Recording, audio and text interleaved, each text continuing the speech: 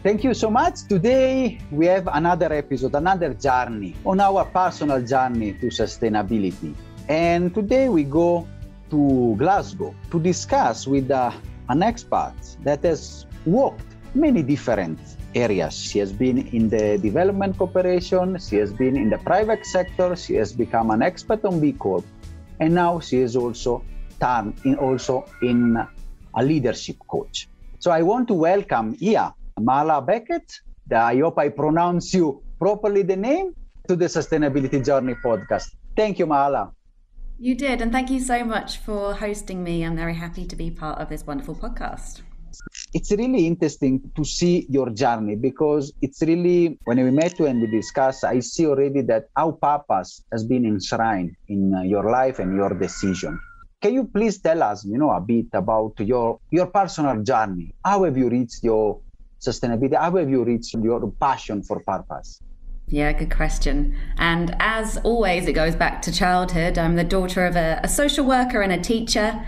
And I saw my parents are incredibly big on social welfare and environmental matters. My dad was a science teacher, so brought up with really strong values and social environmental impact. And I saw how much my parents are struggling to bring up a large family on their wages. So I decided I was going to buck the trend and go into the private sector, maybe become a CEO, an accountant, something like that. So I studied, and my mum did give me the love of the travel bug. So I decided to study international business and economics as my degree, and I was going to be a high-flying international businesswoman. And I studied that, and I went into a blue chip company to be a financial analyst, and I felt absolutely empty and stressed and exhausted and burnt out, but for all the wrong reasons. At that point, I decided to take a change, and I took a master's in development economics and decided that I would use my business and economics background to work on the development problem, poverty and inequality. And I spent the next maybe 12 years of my career working in international development, largely in Africa, and advising countries on sustainable, inclusive economic growth. And that was fantastic. Did some work with some incredible people. I spent a lot of time where you are now in Kenya, Somalia, as well in Western Africa, and really working at the very top policy level in terms of getting funding from international corporations and organizations to fund security and poverty. But it came at a point where I was just, I think, and I'm glad there are people that can work in a top policy level, because it's really important that government and international organizations are legislating for these things, are safeguarding. But actually, I came to the realization that really business has to be the sustainable solution for inclusive economic growth. And I wanted to test that. At some point, I decided it was time to move to the private sector and see if we could solve big problems in the world with the private sector. So I jumped ship and I left where I was working at the time, which was Department for International Development in Somalia, and I joined a company called Intrepid Travel. So huge career change. And they're a company I'd been traveling with for a very long time because they had a way of travel that was providing local economic development and cultural exchange. And they were on the way to becoming a B-Corp. And I never would have left the civil service working in international development for any less of a company that, although it was profit making and private sector, they were really doing their best to use their business as a force for good in the world. So I managed their operations in sub-Saharan Africa for the next 3 years. Basically I know you're studying an MBA at the moment, I got my practical MBA by managing 4 businesses across Africa. That was a wonderful experience. Yes. Most definitely. Wow. I can see already purpose.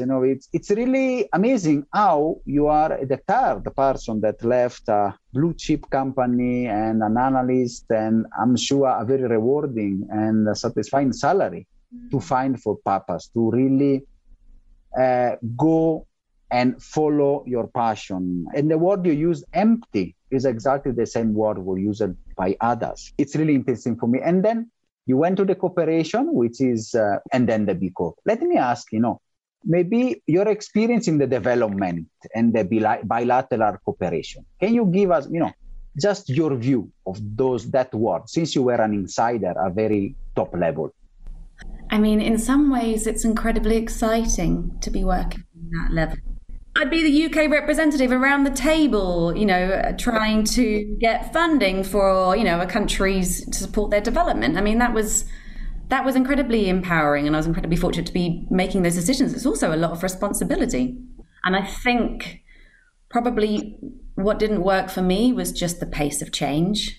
The public sector, and maybe times that by several times if you're thinking of an international organization, being the government of the world, not just one country, the pace of change. And I think you may make a decision, but actually action takes a while longer and can be stalled by the smallest and biggest of things. I was working in Somalia, and security is a massive thing, gets in the way of everything. And economic development is just to support security, but nothing can happen. So there's a lot of chicken and egg going on. And I think not one of my strengths is patience. And I think I'm glad we have more patient, more diplomatic people in the world that are working on things. I think absolutely, as much as I say business needs to be the sustainable answer, we need governments and international organizations to support and provide an enabling environment for business and able to do its job. And I think they need to be complementary. So, I mean, I now work with people across the public, private and non-profit sectors. And I think I'm able to do that because I understand, I've been in all three situations. I understand how we can work together. So I don't think it's a bad thing to have people moving from one sector to the other. It supports us all collaborating together. We've all got to work together towards these things. And there's an absolute massive role for government, international organizations. But I think it's about, as you move through your career journey, owning your kind of zone of genius and your strengths and knowing where you can make the most difference. And I just figured actually in that role, this isn't where I was going to make the most difference. There are other people that are uniquely talented and able to make a big difference there. I got the impression I could probably make more value elsewhere. So I moved on, but took everything with me from my, my former lives. I think that's important for me.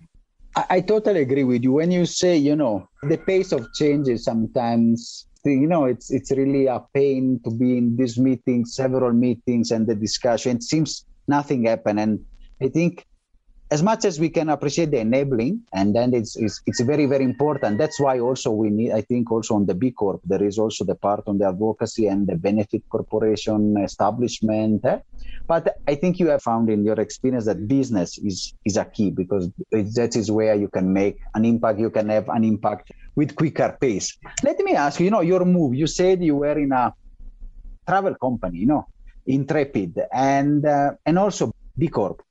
I'm really interested by the two, because usually we imagine B Corps associated with, the small farm producing organic, or maybe somebody doing sustainability consulting in services. But travel, can you explain a bit more, because it's really fascinating.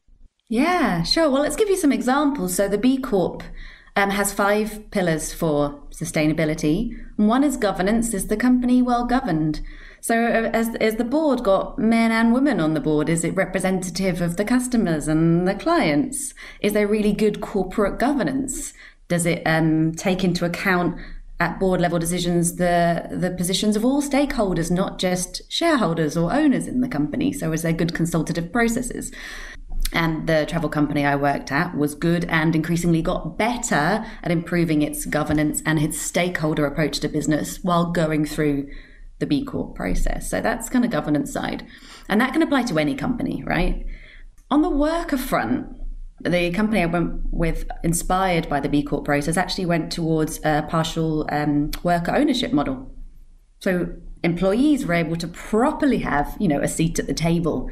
And, it was a company, especially for, I was largely based in Kenya, and we were able to attract and retain and keep engaged all of our staff in the time I was there, because the company paid a really good living wage. It had excellent benefits. It had healthcare. It had access to pensions. And that's not commonplace in Kenya. And that was company policy. It had a global maternity policy. That's not common. Looking after your workers. Again, it doesn't matter what industry you're in. B Corp provides a really good framework for that travel company to be, actually, no, we're already doing great things. And it gave an inspiration for the company I was working for to do really good things. The community model. How is the company being really good for the community?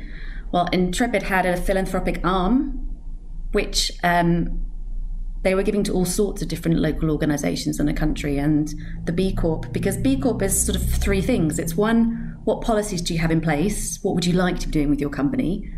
Secondly, you get more points to say we're actually doing this, we're taking action on it, and we can prove we actually put our money where our mouth is and we actually do it. And thirdly, what's the impact? What outcomes are you having from that? And that's the tricky one. So although when I think Intrepid started the B Corp process, it was able to say, yes, we have a philanthropic arm, we give money.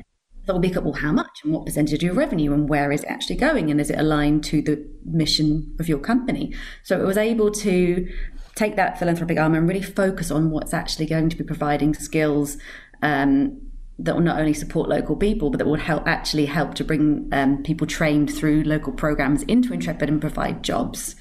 And then was able to measure the impact of the philanthropic arm by saying, this is how many jobs are created and these are how many families. So there was a lot of community-based tourism, making sure that international tourism dollars went into local pockets, local tour leaders, local businesses, women-owned tour.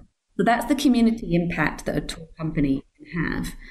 On the environmental side, Intrepid was climate neutral and it became climate positive in the time that I was there. So it offset, I guess it reduced as much as it could do. It's a travel company, so Intrepid would also, as much as possible, use the lowest impact form of transport, use public transport where possible within a country. That's not always possible. You're in Kenya, you know what the public transport in terms of health and safety is, so health and safety first. But where public transport could be used, it would be used. And after reducing emissions, Intrepid offset all of their emissions and then actually began to invest in a seaweed project offshore to start to be climate positive. So yes, I've had other companies say to me, if a tourism project can be a B Corp, then I don't think B Corp is worth its salt. And I think the thing about B Corp is it's encouraging every business and every industry to be the best business they can be. And then finally, I think the fifth pillar for B Corp is customers, which is all about, are you having a positive impact on your customers and how do you know you are? So the B Corp process encouraged Intrepid to move over to an NPS, a Net Promoter Score, to get much richer data on what great things people loved about the company, what they didn't like, so they could have a much better feedback loop to improve its products and services to create more value with customers, which obviously then feeds into the third P after people and planet, to profit. Intrepid have much better data and are able to provide better services to have better customer loyalty and to grow their business. So they're just some of the ways that company used B Corp to be a better, already was a good company to be actually a better force for good. Wow, that is really an impressive case, I must say. As you said, if a travel company can do it, everybody can do it. And then the impact that you are having is quite interesting. I want to ask you, who started the project? Was it you or was it started by the company? And after having been through such a process, which were the lessons that you have learned and then you are taking with you? Well, I guess first I was able to test my hypothesis that business can be a force for good. It has to be driven by the founders. It has to be driven by the owners, by top level management, because it's not always the easiest things to do, but it's the right things to do, and it can have a great impact on your bottom line. And I think I do some B Corp consulting and I support companies through the B Corp application. And I guess I bring my leadership coaching in. I think it's really important that people, owners and heads of organizations are having a clear vision of where they want their organizations to go, how they want to be a better company for the world. And they use the B Corp framework to support that and to align with that. Because there's no point in just ticking boxes or doing things for doing sake. It supports you to take your company where you want to go. So supporting a leader of organization to get a really clear vision on how they want to be a good company, and what they can just let go and say, we're not going to be doing that. That doesn't suit our industry, our founders, vision in the world. So I think it's really important that people are doing this for the right reason. And if you've got good purpose-driven reasons for doing it, then it can be wonderful support and it can be, a win-win for everybody. You have touched a very good point, which are the motivation. Of course, even in the academic papers, there are several studies. It's really the people that believes and which they are called, the preachers in some papers, are the one that really gets to reap the benefits of the B Corp and also going through recertification as well, and use the B impact assessment as a way also to transform themselves. It's really important. And this touch as well to the leadership part, the coaching. And your next move. So you have now from the financial analyst to the development expert, now you have a successful manager of a company. And then now you are a B Corp expert, a B leader, and then as well, now you have also transitioned a bit to the leadership, which is, I think, the key for enabling the transformation. So how lead started, and then how you can put leadership in the context of sustainability. Yeah, I think how it happened for me, I guess I was probably 3, 4, 5 years ago, I was my own ideal client, my coaching client. I was an incredibly busy director of 4 companies, 200 staff, several million turnover. I was flat out leading my team, transforming my businesses, launching new products, completely overwhelmed and probably not focusing on all the right things, getting distracted. And I hired a business coach. And wow, if you get the right coach, someone to give you time and space once a week, once a fortnight to set out your strategic priorities, someone that believes in you, someone that can say, that sounds like a wonderful idea, why don't you take action on that? How can you take action on that? What's stopping you from taking action on that? Go back and experiment with a few things and come back to me next time and we'll talk about what you learned. I mean, wow, that really supported me to move the needle in my business. And I always enjoyed coaching and mentoring my team as one of the best parts of my job. So after a while, when my visa and my 3-year term was coming to an end, I was like, wow, I think this is the thing that's going to have me leave employment and set up my own company. So I certified as a professional coach, ended up certifying as a trained B leader as well at the same time, because I didn't want to leave the B Corp movement. And I started to support leaders who were just like me, leaders that had a really big mission in the world for either social or environmental change, that were high achievers, were driven, were very passionate about what they want to achieve in the world, but maybe just needed a little bit of support, a little bit of space, someone else to believe in them too, someone else to have them go out and experiment and take action and come back and learn and improve, and to bring their teams with them. Because no man is an island, and it can be quite lonely at the top, but the only way we're going to enact change is to bring our teams and our partners and our collaborators with us. So supporting people to lead that change, not just to be the change. I think that's clearly, I can feel the passion in me. I'm very passionate about that. So I work with some wonderful people to help them to do wonderful things by reminding them of their strengths and their talents. And yeah, they can make a difference, and blooming heck, they should do. I think you can see the passion. I can feel it even from the distance, from all the kilometers and the oceans dividing us. What you just said, be the change, not just a bit, but also lead and be together with the team and create. So which are the characteristics, the leadership characteristic? Since you are with leaders that they are like you, passionate, they want to make an impact and they are changing, especially also, maybe we can say be positively deviant. Doing business in a different way. So which are the characteristics for leading for good from your experience? Yeah, well, I think the first thing you've just mentioned, really, it's being purpose driven. It's having a problem that gets you really fired up, that you're driven and focused and committed to being part of the solution. That's absolutely essential. I always start with my new clients with, what's your mission in the world? And what else and what else and what else? Dream big. People might have an idea about what they want to do, but they're not given space to dream and to really figure out where they want to go. So having that drive, and often that's triggered by problems that really get under their nose. So that's one thing. And I think the next thing, it's a mix of courage and open-mindedness. It's courage to take action. It's courage to put yourself out there. But it's also having the courage to listen. And I think listening is a superpower that often isn't mentioned so much in leadership. So it's being brave to own what you know and what you can do, but being also really brave and courageous to say, this is what I don't know. And this is what I need to learn from you. And especially if you're in a leadership position, it can be quite hard coming into a new leadership position and saying to your team, I don't know what you do. I don't have your backgrounds, but I'm going to listen and learn, and you're going to be empowered to make your difference in the world, complementary to what we're all doing. So I think listening is a massive superpower, and it's having the confidence to take action, but also to know when to sit back and to empower others, which leads on, I think, to the third leadership trait, is really elevating others.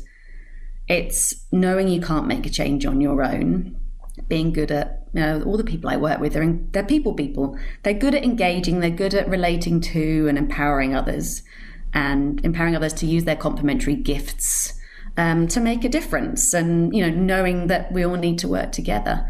And I think probably finally it's investing in themselves. I think a good leader invests in themselves. They're curious about what they don't know, and they're willing to invest and learn in new skills and new ideas. And I suppose the leaders I work with, they do invest in their own coaching ability too, right? They're actually investing in time and space to be strategic and to be a better leader and a better manager, which enables them to take more action and different action and to experiment and be okay being messy and not having it right all the time. So yeah, I think being purpose-driven, being courageous, listening, elevating others, and investing in themselves, I think that's a very strong cocktail.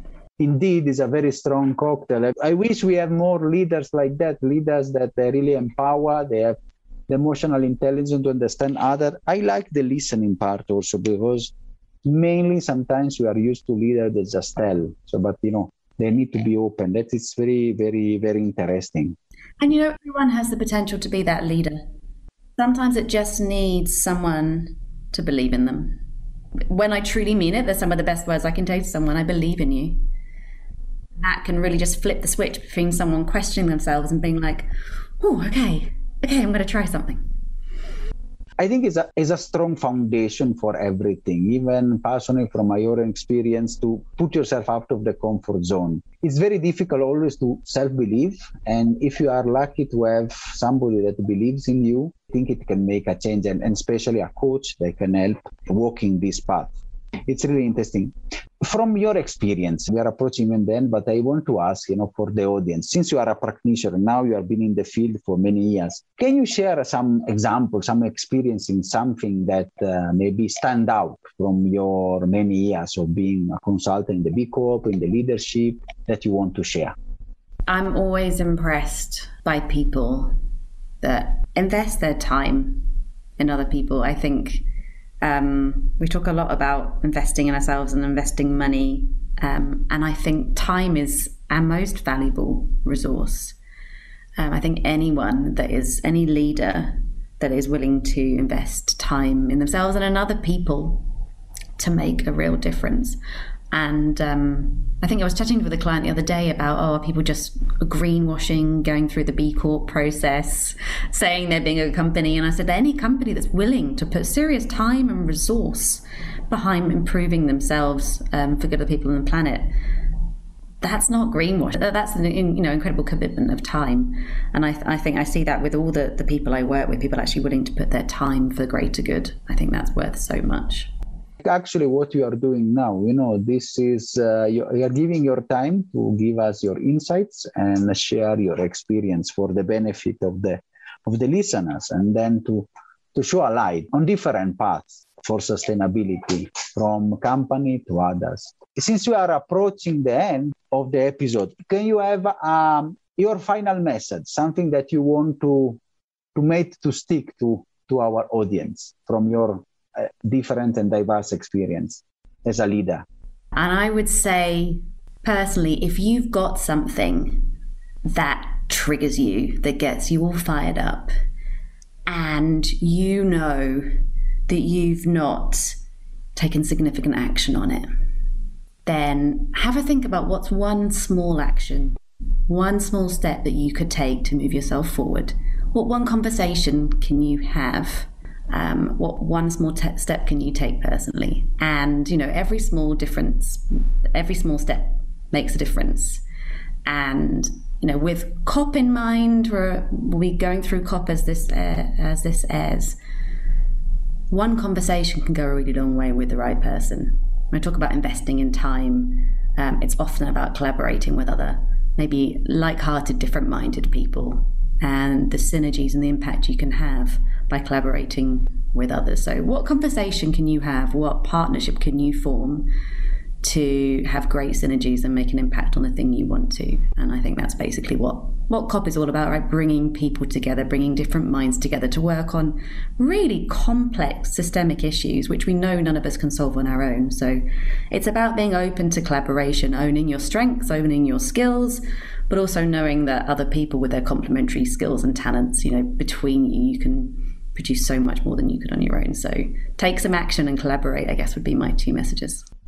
Wow, this is a message I really like. And we really hope that also this episode of the podcast can motivate people, to engage, to discuss, and really, as you say, to collaborate with like-minded people together. Change is possible. And I really like that is also actually what motivated me to do this podcast. I'm really happy for your message. No, thank you so much. I mean, it was a very good episode, and I think you have touched, as a coach, you have touched very well some points that then I hope they can make people reflect and really can help them find passion and purpose in their life. So thank you so much. I hope so too. Thank you, Samuele. Thank you so much. I mean, I'm really happy, Mehalah, for your time, and we will see you again. Are you satisfied after this wonderful episode? Let's continue together our sustainability journey.